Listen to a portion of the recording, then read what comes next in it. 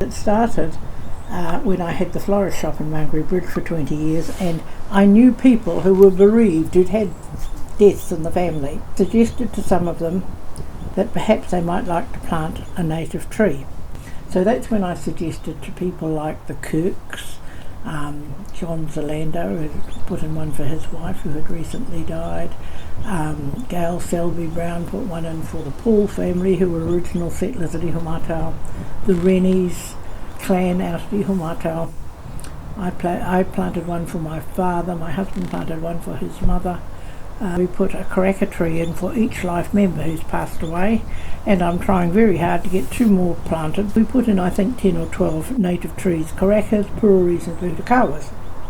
And in very quick time they grew, and they're now, probably 15 to 20 years later, very substantial trees. There was trees planted for all sorts of people.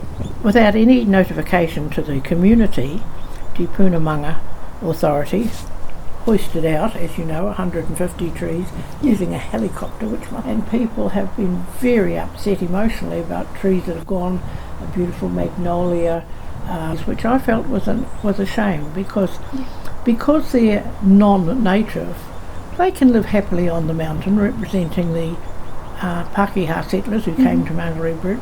All these different trees that have gone, and I think, well, they've gone, but I don't think they should have gone, and I think that the Te Punamanga Authority should have consulted with the locals. But the trees are important, and that I think is the important thing, that there's this amalgamation of all the peoples, and it's not just European English people, there's every nation in the world lives in Mangere Bridge, I think. So that's the story that I can tell you about the trees on the mountain that I know of.